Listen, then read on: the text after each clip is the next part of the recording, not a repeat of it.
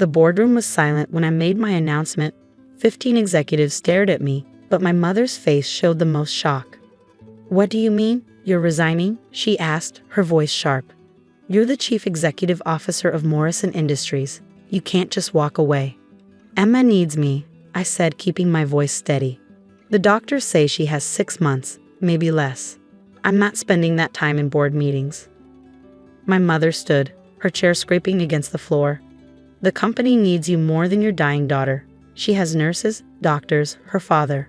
What she doesn't need is you throwing away everything we built." I gathered my papers. "I've already submitted my resignation to the board. My decision is final." "Then you're dead to us," my mother said. She turned to my brother, David, who sat 3 seats down.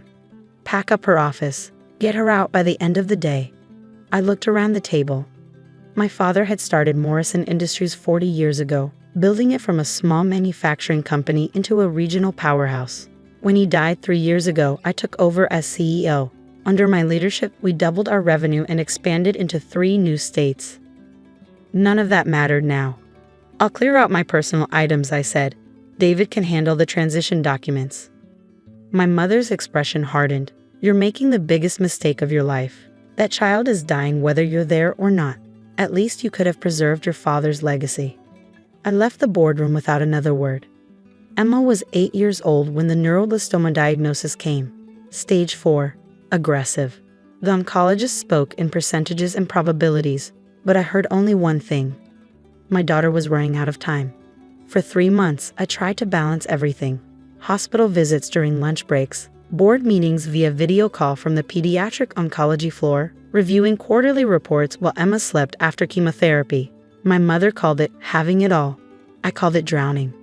The day Emma asked why I was always on my phone during her treatments was the day I knew I had to choose. My brother moved into the CEO position within a week. My mother took over as board chair. Neither of them called to check on Emma or me. My younger sister, Patricia, sent a brief text. "Mom says we're not supposed to contact you anymore. I'm sorry." I didn't respond. I was too busy learning how to manage Emma's pain medications, coordinate with hospice, and make every remaining day count. We moved into a smaller apartment near the hospital. I sold my luxury car and bought a practical set-in. I cashed out my stock options and put the money into accessible accounts. The family stopped including me in company communications. My corporate email was deactivated. My mother had my name removed from the company website. It didn't matter. Emma and I spent her good days at the park. On bad days, I read to her for hours. She loved stories about girls who went on adventures, girls who were brave even when they were scared. "Am I brave, Mom?" she asked one afternoon, her voice weak. "The bravest person I know," I told her. Emma died on a Tuesday morning in February, holding my hand. The hospice nurse said it was peaceful. I said it was the worst moment of my life. My family didn't attend the funeral. My mother sent flowers with a card that read, "Condolences on your loss. This doesn't change what you did to the company." After Emma died, I couldn't go back to the corporate world. Not yet. Maybe not ever. But I discovered something during those months of caregiving. I was good at navigating the medical system. I understood insurance denials, treatment protocols, and clinical trials. Other families in the pediatric ward had asked for my help, and I gave it freely. 6 months after Emma's death, I started Peterson Medical Advocacy, just me, working from home, helping families with seriously ill children navigate the healthcare maze. I charged some clients and worked pro bono for others. The work was meaningful in a way the boardroom had never been. The business grew faster than I expected. I hired 2 assistants, then 4. We worked with hospitals across 3 states. I developed relationships with insurance companies, pharmaceutical reps, and patient assistance programs. Within a year, I had 12 employees and a waiting list of clients. I bought a house in a quiet neighborhood with the money I'd saved from my CEO stock options. Nothing extravagant, but it was mine. 3 bedrooms, a backyard, a mortgage I could afford. I put Emma's photos everywhere and created a small memorial garden with her favorite flowers. I didn't think about Morrison Industries much. Occasionally, I'd see news articles about the company, market share declining, contract disputes, executive turnover. I felt a distant sadness, but it wasn't my problem anymore. 2 years after Emma's funeral, someone knocked on my door on a Saturday morning. I opened it to find my mother standing on the porch. She'd aged dramatically. Her expensive suit hung loose on a thinner frame. Her hair, always perfectly styled, looked dull and unwashed. "Hello, Patricia," my mother said. "It's been 2 years," I said. "What do you want?" She held up an envelope. "I've been evicted. The bank foreclosed on my condo last month. I've been staying with David, but she paused. "He can't help anymore either." I didn't invite her inside. "Why are you here?" "I need a place to stay, just temporarily, until I get back on my feet." She glanced past me into the house. "You seem to have space. You told me I was dead to you." I was angry. "You abandoned the company when we needed you most." I was with my dying daughter. My mother's jaw tightened. "The company your father built is gone, Patricia. Bankrupt. David ran it into the ground. He made reckless expansion decisions and took on too much debt. Everything is gone." "I'm sorry to hear that," I said, and I meant it. My father had loved that company. "I have nowhere else to go," my mother said, her voice cracking slightly. "Your sister can barely support herself. David is being investigated for fraud. I'm asking for help." Before I could respond, my phone rang. I glanced at the screen. "Excuse me, I need to take this." I stepped back but left the door open. My mother could hear the conversation. "Hi, Jennifer," I said. "Yes, the Henderson case settled. The insurance company agreed to cover the full experimental treatment, $300,000. I paused, listening. "Tell Mrs. Henderson that Dr. Yamamoto's office has the approval. They can start next week." I hung up and looked at my mother. Her expression had shifted to confusion. "You work in insurance?" she asked. "I run a medical advocacy firm. We help families navigate healthcare coverage for catastrophic illnesses." "How many employees?" 15 now. We're expanding into 2 more states next quarter." My mother stared at me. "You run a company?" "A small one, yes." "But you quit Morrison. You gave up your career." "I gave up one career. I built another." A car pulled into my driveway. A woman in professional attire stepped out, carrying a clipboard. "Ms. Peterson, I'm Amanda Torres from Riverside Realty. I have the paperwork for the investment property you inquired about." She smiled. "The 4-unit apartment building on Oak Street. The owner accepted your offer." "That's wonderful," I said. "I'll review the documents this afternoon." Amanda nodded and handed me the folder.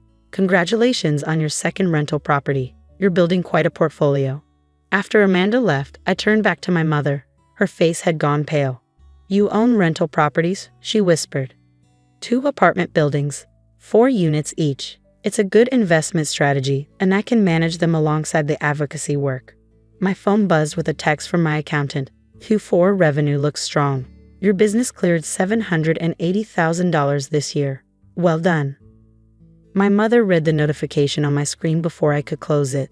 "You made nearly $800,000. It was a good year," I said simply. "While Morrison was collapsing, you were building all this?" "While Emma was dying, I was holding her hand. After she died, I chose to build something meaningful. The business success was a byproduct." My mother sat down heavily on my porch step. "I thought you destroyed your life. I thought you'd be struggling, barely getting by. You thought I'd come crawling back." She didn't deny it. I sat beside her, keeping a small distance. "Why did the company fail?" "David didn't understand operations like you did. He was good at sales and relationships, but he couldn't manage the infrastructure. He expanded too fast, borrowed too much, made promises we couldn't keep." She rubbed her temples. "I watched it fall apart and couldn't stop it. I kept thinking if you just stayed, if you'd put the company first." "My daughter was dying." "I know that." Her voice was small. I knew it then too. We sat in silence for several minutes. A neighbor waved as they walked their dog. The morning sun warmed the porch. "Emma asked about you," I said finally, near the end. She wanted to know why Grandma didn't visit. My mother's hands trembled. "What did you tell her?" "That you were busy, that you loved her but showed it differently." I looked at my mother directly. "I lied to my dying daughter to protect your reputation. Patricia, She died holding my hand, asking me to tell you she was sorry she took me away from work." My mother's face crumpled. "No, an 8-year-old child apologized for dying because she heard your voice on that speakerphone in the boardroom telling me the company needed me more." Tears streamed down my mother's face. "I didn't mean for her to hear that. I didn't mean. What you meant doesn't matter. What you said does. What you chose does." My phone rang again, my business partner this time. I answered. Patricia, the hospital administrator at County General wants to contract with us for their entire pediatric oncology patient advocacy program. It's a 2-year contract worth $500,000. I could hear the excitement in Tom's voice. This is huge for us. Schedule a meeting for Monday, I said. We'll review the terms. I hung up and stood. My mother remained on the porch step, looking up at me. You're succeeding, she said quietly, beyond what I ever imagined.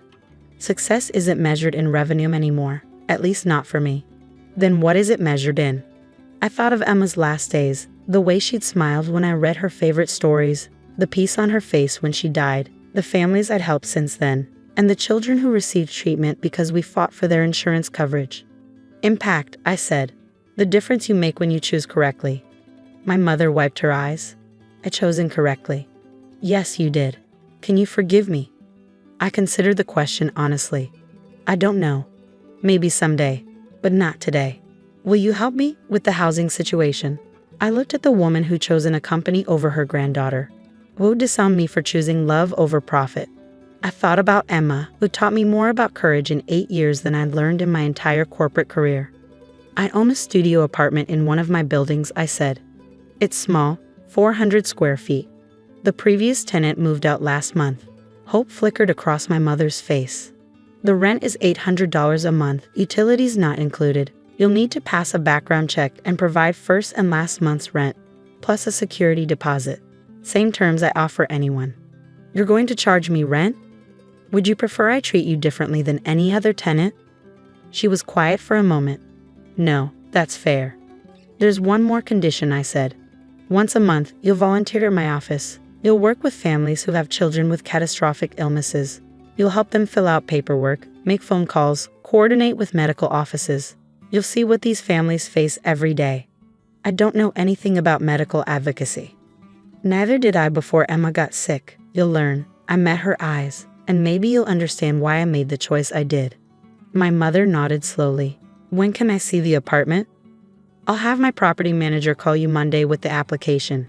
If everything checks out, you can move in by the end of the month. Thank you, Patricia. I didn't respond to that. Instead, I said, I need to go. I'm meeting with a client family this afternoon. Their daughter has leukemia, and the insurance company denied the bone marrow transplant. Can you help them? I don't know yet, but I'll try. That's what I do now. My mother stood, straightening her suit jacket with trembling hands. She looked at my house, the mortgage I'd earned, the life I built from the ashes of the one she tried to destroy. Your father would be proud of you, she said quietly.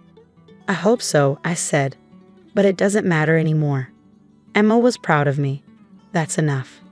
I watched my mother walk to her car, an old sedan that had clearly seen better days. She drove away slowly, and I returned inside to my house filled with Emma's photos and the work that gave my loss meaning. My phone buzzed with another text, a former client sending a photo of her daughter's first day back at school after completing treatment. We couldn't have done this without you. Thank you for fighting for us. I saved the photo to my collection, hundreds of them now. Children who survived because someone advocated for them, because someone understood the system, because someone cared enough to fight. The company I'd left behind was gone, but the legacy I was building, the one Emma had inspired, would last far longer than any quarterly report. That evening, I sat in Emma's memorial garden, watching the sunset behind the house I owned and the life I'd chosen. I did the right thing, baby girl, I whispered. I hope you know that.